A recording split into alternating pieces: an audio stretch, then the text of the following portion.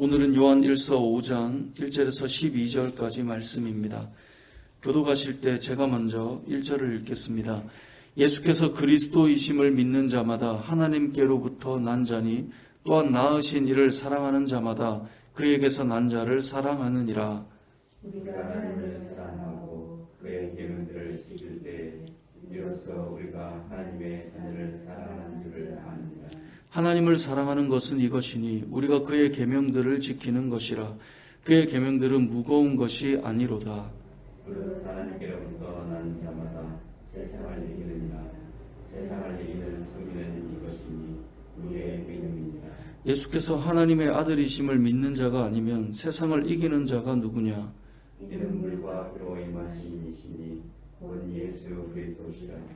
물로만 아니요 물과 피로 임하셨고 증언하는 성령이시니 성령은 진리니라. 증언하는 이가 셋이니 성령과 물과 피라. 또한 이 셋은 합하여 하나니라. 만일 우리가 사람들의 증언을 받을진대 하나님의 증거는 더욱 크도다. 하나님의 증거는 이것이니 그의 아들에 대하여 증언하신 것이니라. 하나님의 아들을 믿는 자는 자기 안에 증거가 있고 하나님을 믿지 아니하는 자는 하나님을 거짓말하는 자로 만드나니 이는 하나님께서 그 아들에 대하여 증언하신 증거를 믿지 아니하였습니다. 또 증거는 이것이니 하나님이 우리에게 영생을 주신 것과 이 생명이 그의 아들 안에 있는 그것이니라. 아들에 있는 자에게는 생명이 있고 하나님의 아들이 없는 자에게는 생명이 없느니라. 아멘. 오늘 본문 말씀 1절은 이렇게 시작합니다. 예수께서 그리스도이심을 믿는 자마다 하나님께로부터 난 자니 또한 낳으신 이를 사랑하는 자마다 그에게서 난 자를 사랑하느니라. 이게 좀 복잡한 것 같지만 잘 보면 예수님이 그리스도이심을 믿는 자마다, 이 말은 예수님을 믿는 사람들마다죠, 하나님께로부터 났다라는 거예요. 그러니까 이 말은 하나님이 우리를 낳으셨다는 거죠. 그래서 또한 낳으신 이를 누구죠? 아버지 하나님이죠. 사랑하는 자마다. 자, 그에게서 난 자는 누구이죠? 예수님이지만 또 여기에 보면 그에게서 난 자는 우리들이 그에게서 났잖아요. 그럼 그에게서 난 자라고 하는 것은 공동체에 있는 지체들을 말하겠죠. 또 지체들을 사랑한다 이 말이에요. 그러니까 이 말이 조금 복잡해 보이지만 잘 보면 아버지 하나님을 사랑하는 자마다 아버지께서 낳으신 형제를 사랑하는 자들이다, 지금 이 말을 하고 있는 거예요. 그러니까 요한일서를 잘 읽어보면 표현은 조금씩 달라도 결국은 같은 말을 계속 반복하고 있어요. 그 반복하는 말이 뭐냐? 하나님은 사랑이시다. 그리고 우리가 하나님을 먼저 사랑한 것이 아니고 하나님이 먼저 우리를 사랑하셨다. 하나님이 우리를 사랑하신다면 우리 역시 형제를 사랑하는 것이 마땅하다. 형제를 사랑하는 것이 바로 하나님이 주신 또한 계명을 지키는 것이다. 표현은 다르지만 계속 이 말씀을 반복해서 우리에게 주고 있는 것입니다. 특별히 오늘 본문에서 3절 말씀을 보면 이렇게 말하죠. 하나님을 사랑하는 것은 이것이니 우리가 무엇을 지켜요? 그의 계명들을 지키는 것이다. 그의 계명들은 무거운 것이 아니다 라고 말하고 있습니다. 하나님을 사랑하는 것이 계명을 지키는 것이다, 이 말도 계속 반복을 해요. 자, 이러한 이야기를 왜 꺼내고 있냐면 이 요한일서라고 하는 것은 시기적으로 초대교회의 1세대 성도들이 다 죽고 이제 2세대인 다음 세대들을 향해 주고 있는 메시지라 그랬잖아요. 그러니까 대상이 2세대, 3세대 성도들인데 그럼 내용은 뭐냐? 그 당시 교회에 영지주의라고 하는 이단이 들어왔거든요. 이 영지주의자들의 특징은 이제 여러 형태로 이제 나타나긴 하지만 큰 핵심은 뭐냐면 영과 육이 있는데 영은 선한 것이고 육은 악한 것으로 보게 됩니다. 그러니까 영이 선하고 이 육은 악한 것이기 때문에 어떻게 흘러가겠습니까? 금욕주의로 흘러가겠죠. 또 영이 선하고 육이 악하니까 예수님이 이 땅에 육신을 입고 오셨다라고 하는 사실을 이들이 믿지를 않았습니다. 그래서 예수님이 이 땅에 오시지 않았다라고 생각했기 때문에 존재하는 예수님은 영적인 분이다라고만 말했기 때문에 지금 이 사도 요한이 편지를 쓸 때 1장 1절에 보면 예수님에 대해서 어떻게 말했습니까? 태초부터 있는 생명의 말씀에 관하여는 우리가 들은 바요, 눈으로 본 바요, 자세히 보고 우리 손으로 뭐 했어요? 만졌다라고 되어 있죠. 만졌다는 말은 뭐예요? 예수님이 영적인 존재로 이 땅에 온 것이 아니라 육신을 입고 오셨다라고 하는 것을 선언하면서 알려주는 거예요. 너희들은 경험하지 못했고 너희들은 보지 못했으니까. 왜요? 2세대니까. 3세대니까. 그래서 이런 영지주의가 지금 교회에 이단으로 들어와 너희들을 흔들고 있는데 우리들은 예수님을 본 자들이고 직접 그 말씀을 들은 자들이고 만지기까지 했다라는 거예요. 그러니까 이 안에 들어와 있는 영지주의라고 하는 것이 잘못된 것이다라는 거예요. 그러니까 영지주의는 이 영은 선하고 육은 악하기 때문에 금욕주의로 가기도 하지만 또 한편으로 영지주의는 극단적인 쾌락주의로 가기도 합니다. 왜 그러냐면 결국 우리의 구원의 영역은 영혼이고 육체가 어떤 쾌락과 범죄를 저질러도 우리의 구원과는 무관한 거예요. 왜냐하면 우리의 영혼이 구원을 받는 영역이고 육체는 그렇지 않다 보니까 이게 금욕주의로 가든가 아니면 쾌락주의로 가든가 이제 그렇게 흘러가는 거예요. 쾌락주의로 간다라고 하는 사람들은 결국 어떤 어떤 성향을 가질까요? 하나님의 계명과 말씀을 지키지 않아도 결국 우리는 구원받게 되는데 문제가 되지 않는다라고 생각해요. 그래서 주의 말씀대로 가지 않고 그들이 원하는 즐거움과 이 정욕을 따라 살아가는 모습이 나타나게 되는 것이죠. 그래서 요한 1서를 보면 계속해서 반복하는 것이 계명을 지키는 자가 되어야 된다는 거예요. 하나님을 사랑하면 계명을 지키는 자다라는 것을 왜 계속 반복하냐면 이 영지주의자들로 인하여서 너희가 구원받는데 육체는 구원의 영역이 아니니까 너희가 쾌락과 즐거움을 향해 산다 해도 구원에 무관하다는 거예요. 하나님이 구원하기로 작정하시면 그것으로 충분하다는 거죠.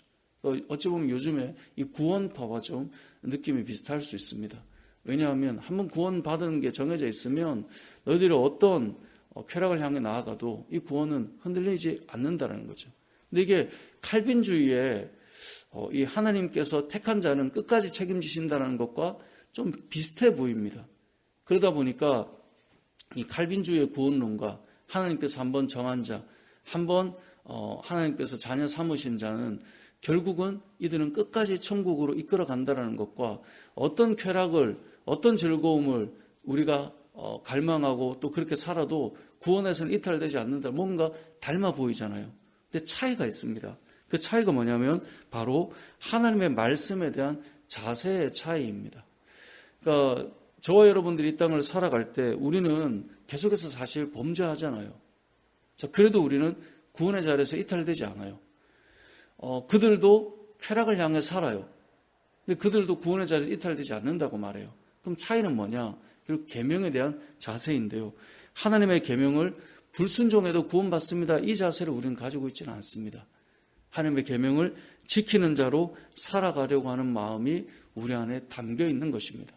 그래서 빌립보서 2장 13절을 보면 너희 안에서 행하시는 이는 하나님이시니 자기의 기쁘신 뜻을 위하여 너희에게 소원을 두고 행하게 하시나니. 그러니까 하나님께서 자기의 기쁘신 뜻을 우리의 마음에 소원으로 두시는 거예요. 그래서 믿는 자에게는 어떤 마음이 있냐면 어떤 죄를 지어도 우리는 구원받아 이런 마음을 가진 자들이 아니라 우리는 항상 주님의 뜻을 따라 살고 싶은 것이 성도의 삶의 모습인 것입니다.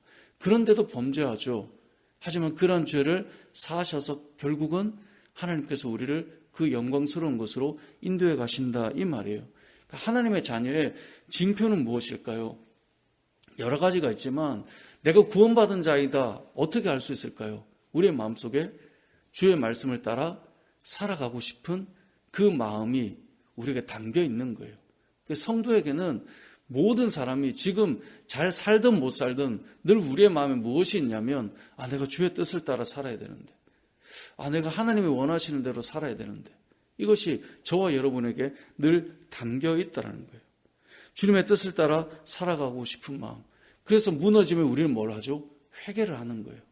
하지만 이 영지주의와 극단적 이 쾌락주의와 구원파는 무너졌을 때 회개라고 하는 것 자체가 없어도 상관이 없는 거예요. 왜냐하면 우리의 구원은 영적인 부분으로 인도해 가시기 때문에. 그러니까 이 차이가 있는 것입니다. 비슷한 말 같지만 엄청난 차이가 있는 것이죠. 그래서 사단이 끊임없이 우리를 무너뜨리려고 하지만 우리는 늘 바라보는 것이 무엇입니까? 주의 말씀대로 살기를 원하는 마음. 예를 들어 저와 여러분이 범죄했어요. 누군가의 관계가 깨어졌어요. 그럼 우리의 마음에 뭐가 생깁니까? 거기에 대한 마음의 힘겨움, 불편함이 생기는 거죠. 어제도 한 성도님과 신방하면서 이런저런 말씀을 나누는데 그런 말을 하더라고요. 어제 목사님 제가 이러이러한 일이 있어서 마음이 참 너무나 많이 어렵습니다. 그게 성도의 징표입니다. 잘 못할 때 내가 좀 이렇게 하지 않았어야 되는데 라는 생각이 들 때 하나님 앞에서 내가 왜 이랬을까? 그것이 성도의 삶의 모습인 것이죠. 그래서 사단은 끊임없이 우리를 무너뜨리려고 하지만 너희는 이 계명으로 온전히 살지 못하고 잘못했잖아 라고 말하지만 결국 우리는 승리하는 자로 다시 일어나게 됩니다. 왜냐하면 회개하고 말씀을 따라 나아가게 될 것이기 때문에 그렇습니다. 그래서 오늘 본문 5장 4절을 보면 무릇 하나님께로부터 난 자마다 세상을 뭐예요? 이기느니라. 그럼 세상을 이기는 승리는 무엇이냐? 우리의 믿음이다 라고 말씀하고 있습니다. 결국 믿음의 사람들은 승리하게 됩니다. 때로는 무너진 것 같고 때로는 실패한 것 같고 때로는 실수한 것 같아도 결국 저와 여러분은 승리하게 됩니다. 왜냐하면 우리의 마음속에 하나님의 소원이 담겨 있고 하나님의 뜻이 무엇인지를 알기 때문에 그 뜻을 향해 나아가려는 마음과 그 안에 주님을 향한 믿음이 담겨 있기 때문에 그렇습니다. 간혹 제가 문자를 이렇게 성도님들께 교회 카톡방에 올릴 때 승리합시다 이런 말들을 올리죠. 승리합시다 이 말은 뭘까요? 세상에서 잘해서 성공하자 이런 말이 아니죠. 그래서 승리하자 이 말은 믿음의 삶을 우리가 잘 감당하며 살아가자는 거예요. 사단이 우리를 무너뜨리려고 할 때 우리는 믿음의 그 길과 선택을 잘 감당해 나아가고 하나님의 말씀을 지키는 것을 흔들어 놓을 때 흔들리지 않고 주의 말씀을 지키며 순종하며 나아가는 일에 승리하자 이 말이에요. 근데 이 모든 것을 승리하게 하는 것이 무엇이냐? 오늘 본문에 보니까 그것이 믿음이다라고 말씀하고 있고 이 믿음은 작용하여서 우리가 말씀을 이루는 삶이 되게끔 해나간다라는 것이죠. 말씀을 정리해 보겠습니다. 요한일서는 계속 반복해서 우리에게 말씀하고 있습니다. 하나님은 사랑이시다. 우리가 하나님을 먼저 사랑한 것이 아니라 하나님이 우리를 먼저 사랑하셨다. 그리고 하나님을 사랑하는 자라면 당연히 형제를 사랑하는 것이 마땅하다. 그리고 이것이 하나님께서 우리에게 주신 계명이다. 하나님을 사랑하는 자마다 하나님의 계명을, 주의 계명을 지키며 살아가는 자들이다. 이것을 계속 반복해서 말씀하고 있는데 저와 여러분이 오늘 말씀을 통해 주의 계명을 내가 지키며 살아가는 자인가? 내 마음에 주의 뜻을 향해 나아가기를 원하는 그 마음이 얼마나 살아있는가? 이것을 살펴보았으면 좋겠습니다. 성령 충만한 자들은 늘 주의 뜻을 향한 마음을 가지고 있습니다. 성령 충만한 자들은 작은 것 하나도 하나님 앞에 불순종할 때 나의 의를 드러내고 내가 이렇게 가고 싶어서 내가 원하는 대로 살고 이런 마음이 아니라 우리의 마음속에 주님의 뜻을 이루어가지 못함에 대해서 탄식하고 아파하고 회개하는 것이 믿음의 사람들인데 저와 여러분이 오늘 이 말씀처럼 주의 계명을 지킴을 통하여서 하나님을 사랑하는 자임을 드러내고 믿음으로 이 세상을 승리할 수 있는 저와 여러분의 삶이 되시길 주님의 이름으로 축복합니다. 아멘.